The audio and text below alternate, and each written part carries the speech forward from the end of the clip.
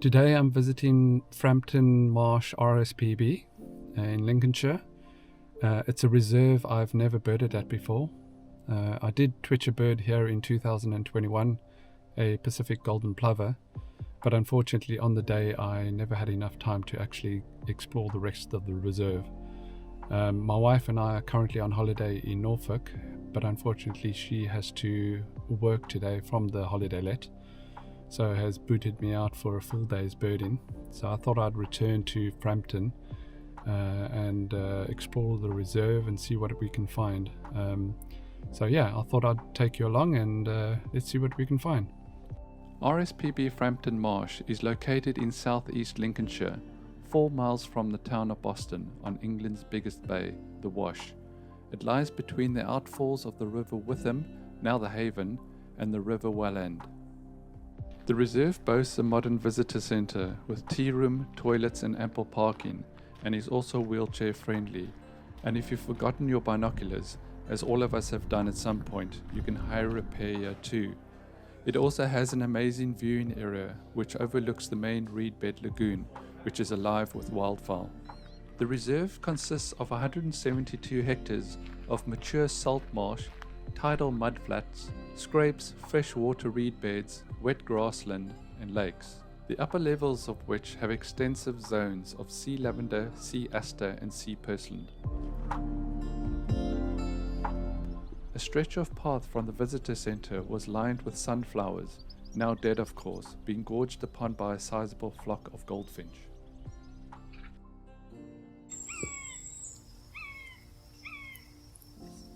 The majority of Frampton was purchased by the RSPB in 1984, but it was not until 2007, when arable farmland inland of the sea bank was purchased, that the wetland creation project was started.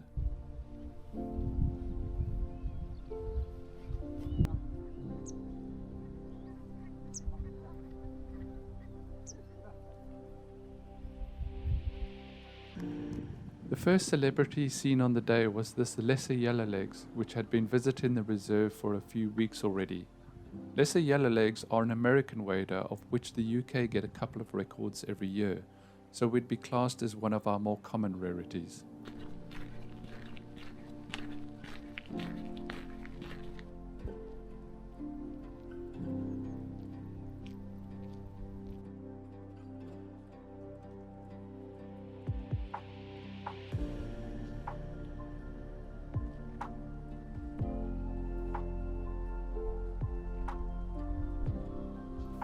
Lesser yellowlegs breed across most of Canada and Alaska and winter across most of South America.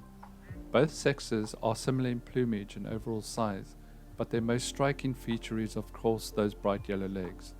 They breed in boreal forest in a dry mossy depression in the ground, often laying 4 eggs incubated by both adults for around 22 days. Both adults look after the precocial young, which leave the nest after just a few hours of hatching. The young can feed themselves straight away and can fly after just a month on the ground.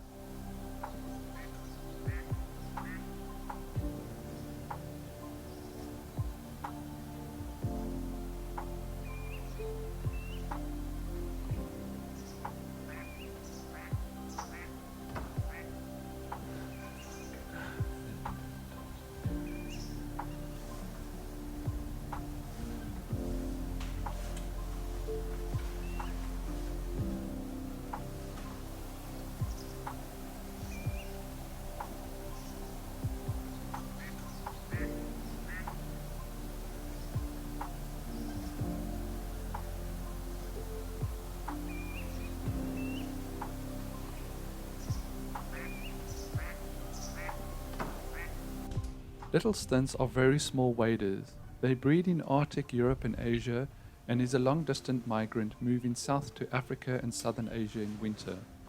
The breeding adults have an orange wash over the head and breasts, a white throat and a strong white V on the back. In winter plumage, identification is difficult. Juveniles have pale crown stripes and pinkish breasts. Interestingly, numbers of this species and that of curly sandpiper depend on the population of lemmings. In poor lemming years, predatory species such as skuas and snowy owls take Arctic breeding waders instead.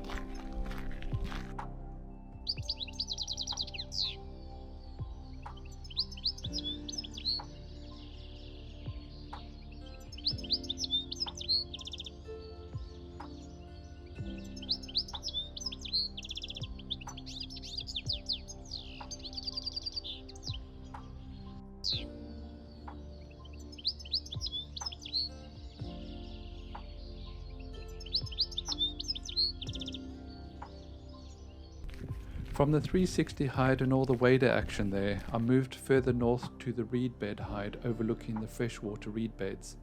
Unfortunately a little bit quieter here, but I did see a great white egret, marsh harrier, peregrine and a darting kingfisher before moving on.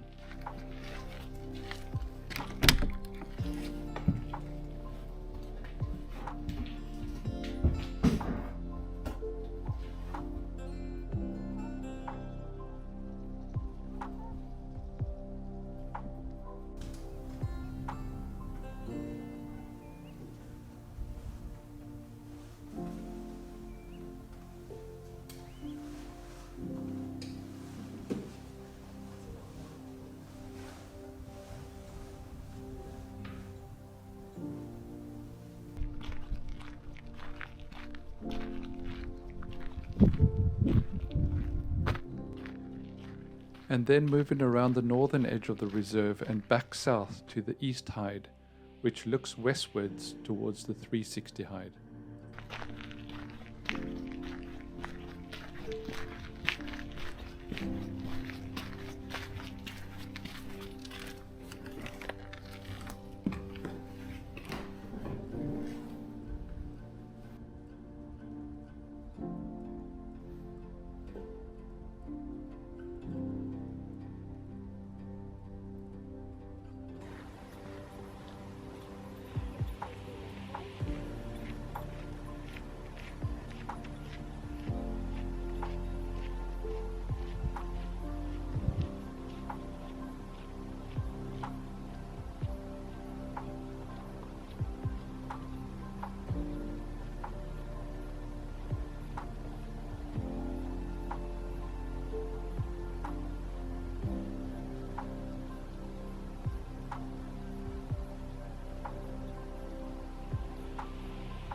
From the east hide it was north again up onto the sea wall for the long walk south to join up with the road running past the visitor centre and back to the 360 hide, where I'd spend the rest of the day enjoying the waders there.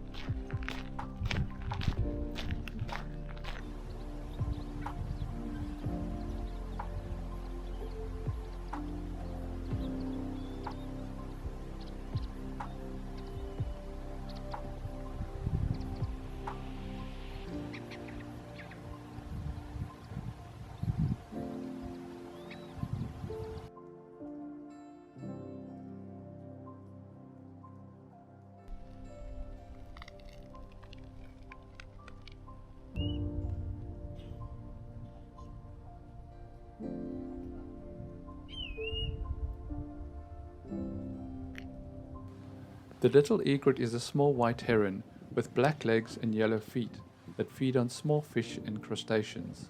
Once a very rare visitor from the Mediterranean, the first official record in England was of a bird shot in Yorkshire in 1826, but as recently as 1960, the total recorded in the UK was just 33 birds.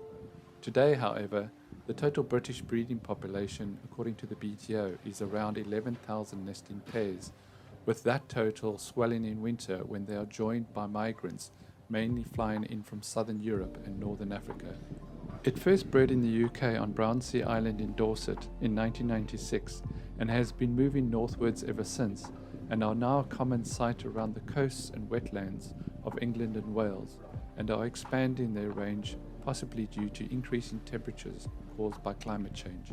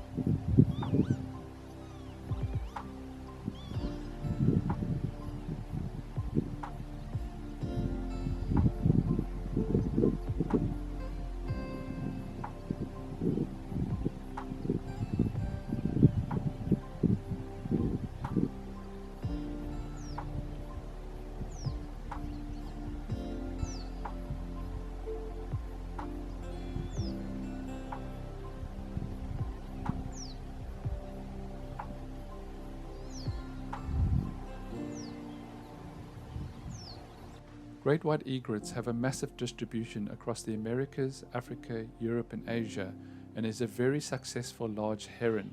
Standing up to 1 meter tall, they feed on anything they can catch while patrolling the shallows, but mainly feed on fish, amphibians and small mammals, often impaling them first before swallowing them down.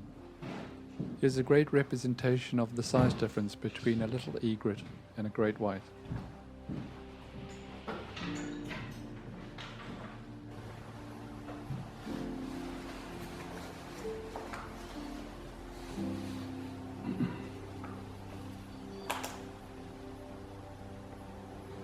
Curlew sandpiper is a small wader that breeds on the Siberian tundra, but migrates to mainly Africa in winter. While visiting my family in Longabaan, South Africa, it's not uncommon to see flocks of several hundred feeding together on the mudflats. But of course, these birds are in sharp decline, with a population loss of 40% in the last 60 years. It's with another bird now. Yeah. Right, there you go. Look on the bank and back. It's the smaller of the two birds on the sand. Yeah, that's back. it. Yeah. Running away.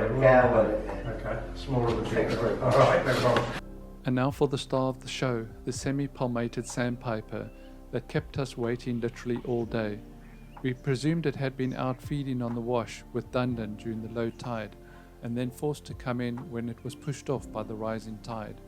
Semi-palmated sandpipers are another American wader, which breeds in the southern tundra of Canada and Alaska, and then migrates to South America, sometimes in flocks numbering in the tens of thousands. Interestingly, as the name suggests, these birds have partially webbed toes. This was to be my second UK semi-P, after seeing a bird back in 2016 in Hampshire at Titchfield Haven.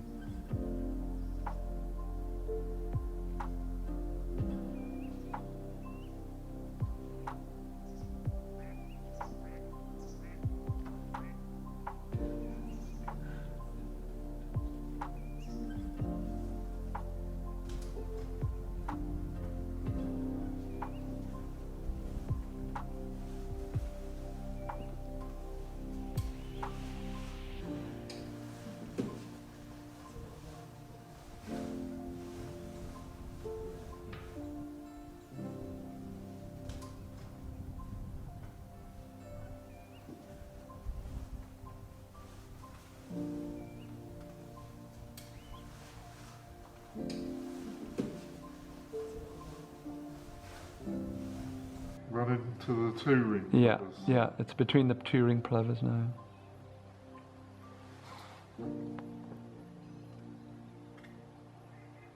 Having a scratch.